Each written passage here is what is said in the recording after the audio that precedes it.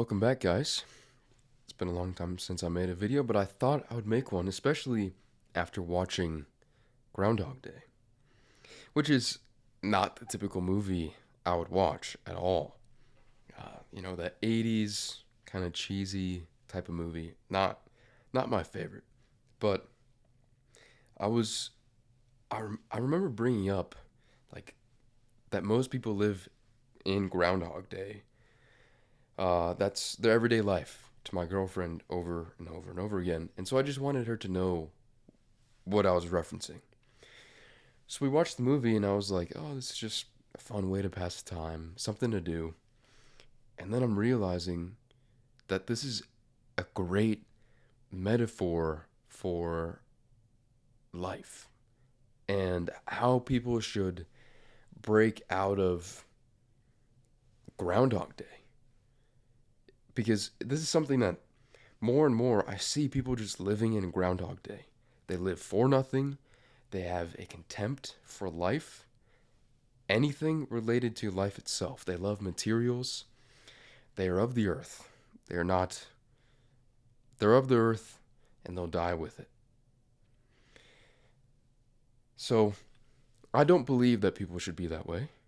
I think it's pretty clear that they shouldn't be because the people who aren't that way are good, fantastic people. The people who live with intent, with purpose, who have found a sense of meaning and pursue that sense of meaning are worthy of something greater. These people do not pursue material possessions. They die and live for something. So, as I was watching the movie, I was like, okay. So he starts off, he's very selfish. He, like I said, has a disdain for things, for the people around him. He thinks they're dumb. He thinks they're worse than him.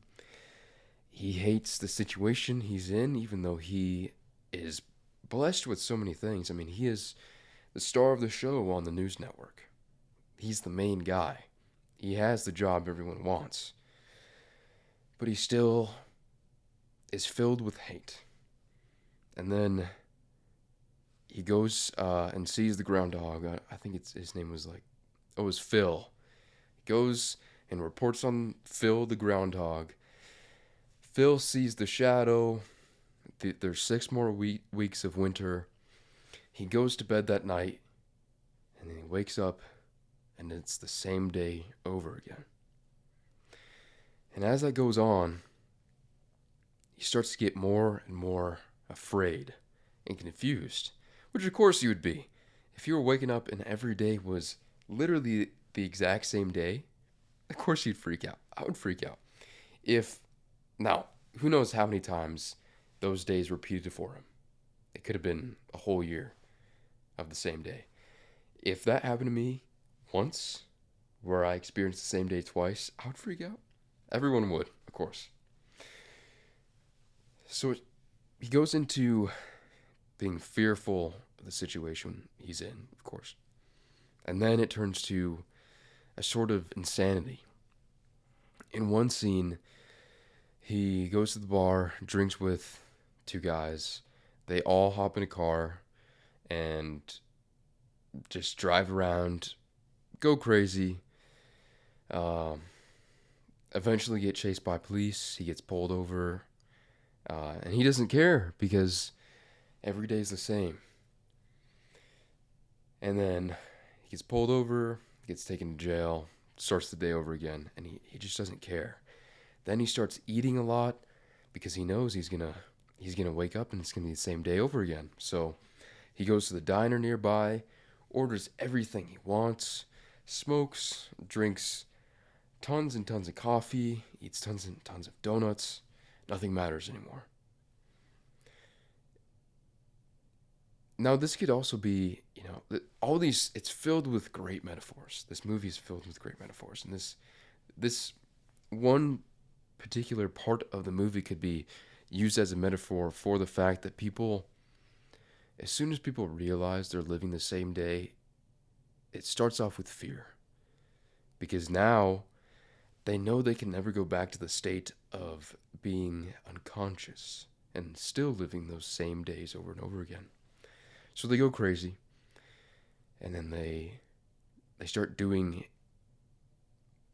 insane, irrational things to make up for the the loss of unconsciousness, which is so strange. But there's a before they would fill the void with TV, video games, food. So to make up for the now realization of what they're doing, they go back to the same old habits, just in extreme forms. Uh, for example, like how he was drinking a lot, started just, I mean, it's sloth, really, if you want to think of it that way. Uh, Eating gross, because nothing mattered anymore. Then there was the complete transformation. Actually, there's two parts to this. But he started to just try to do the right thing. And sometimes it was just doing the cool thing. He was listening to, I think it was Mozart when he was reading in the diner. And then he was like, oh, let me go get piano lessons. And since every day repeats, he can go and get those piano lessons over and over and over again. So he goes, gets piano lessons, then becomes a fantastic piano player. Again, who knows how long he was actually trapped in this cycle of everyday repeating. And a lot of this change was brought on by a woman at first. Like you, at first, he was really attracted to this one woman who's part of his news crew. So he's just trying to do all these cool things. And since every day repeats, he's going, what was her favorite coffee gun? Oh, yeah, it was this, this, and this. What was her favorite drink to order at the bar? It was this. So he's trying to just use the time he has to memorize all these different things about this one woman so that he can make her fall in love with him. And everything fails and fails and fails and fails. Which of course it does, because he's spending all this time, I mean, he's spending a whole day just going, what do you want to do? Oh, you like this, don't you? You like this. Oh, well, let's go do this. And just giving her complete attention. And then something changes one day after that, and this is the second part of his awakening. And he just starts doing the right thing all the time. His full day is filled with helping people out. He helps fix a flat tire. He catches a boy falling from a tree. He gives a Heimlich maneuver to a guy choking on some steak in a restaurant. He plays the piano for a dance. Just all these things. His day is filled with doing the right thing instead of trying to impress people. Now, of course, it does impress people. At this point, within a day, he can get the whole town to know who he is. Everyone knows his name. Everyone knows he's the fantastic piano player. Everyone knows he's willing to help out, no matter what you need. And this day when he decided well, I guess it was a long string of days, but the final day where he completed his transformation, the girl falls in love with him. They go home, and he's just expecting to wake up.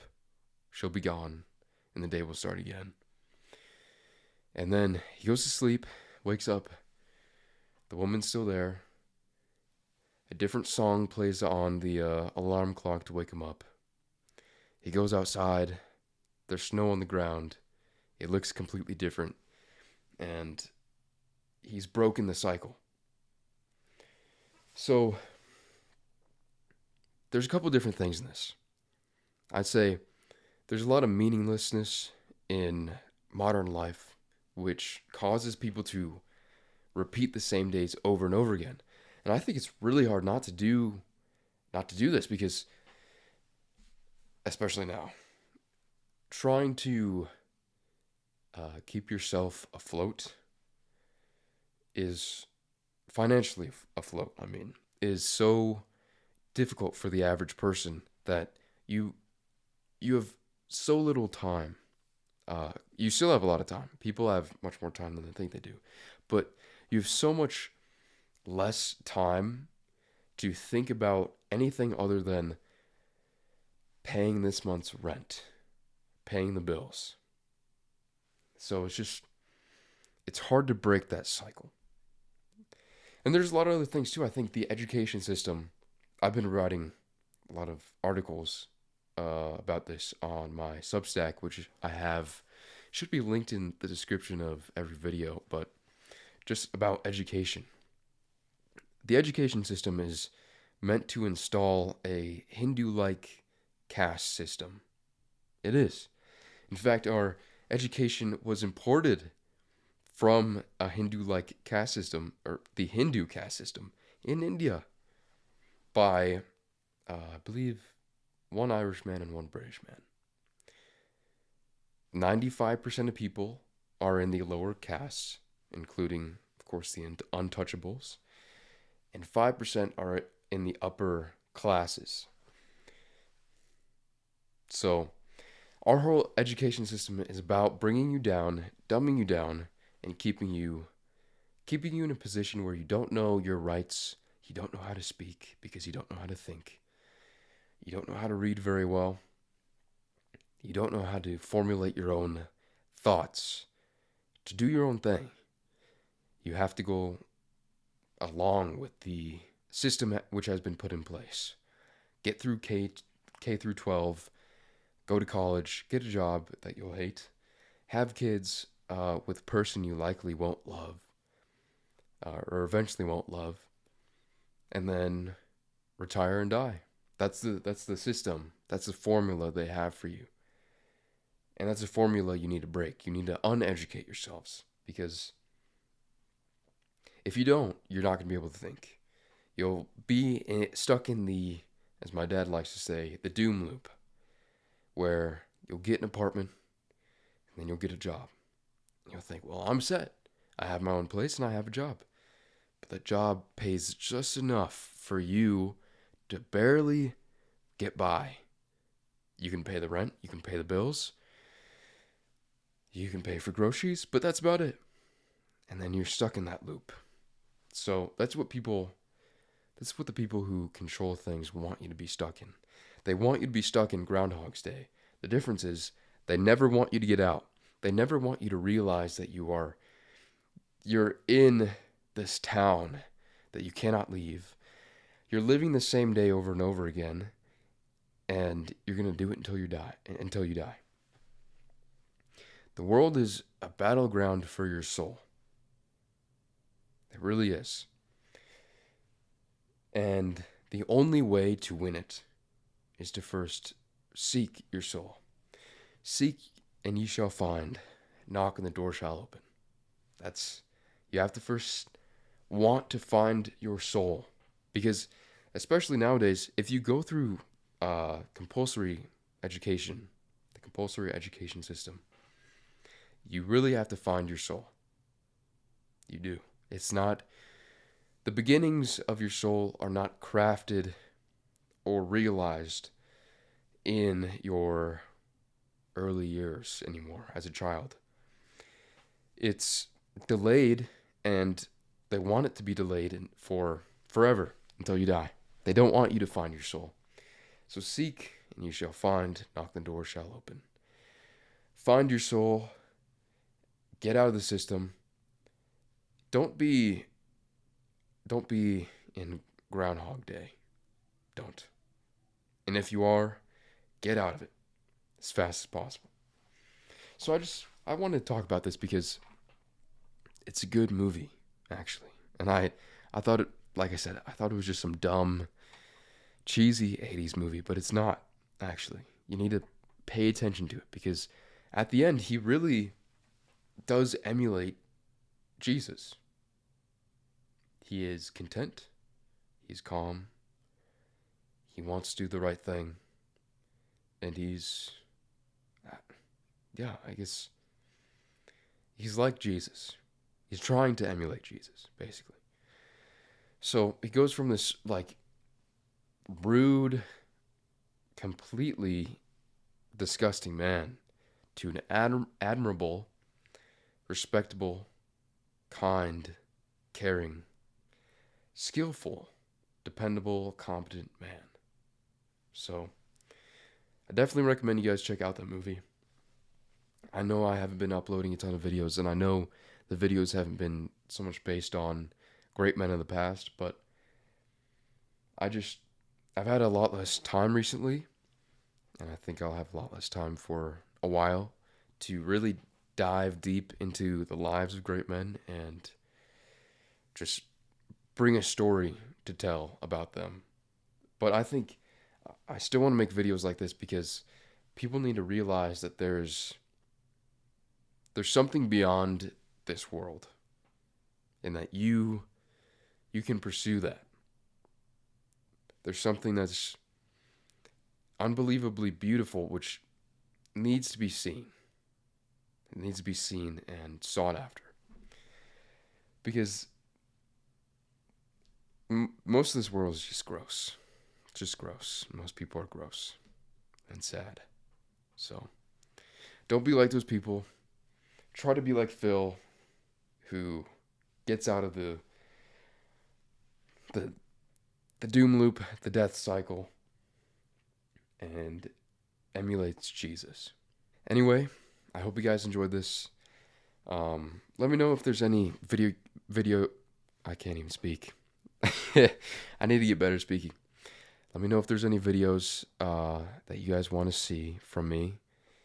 I guess if there was one specific video about a great man that you guys would like to see, I can take more time to research the great man that you guys want to hear about, and then I can get that video out. But for now, I've been posting more articles on the Great Man Podcast Substack, if you guys want to check that out in the description. But yeah, have a great day, and I'll see you guys next time.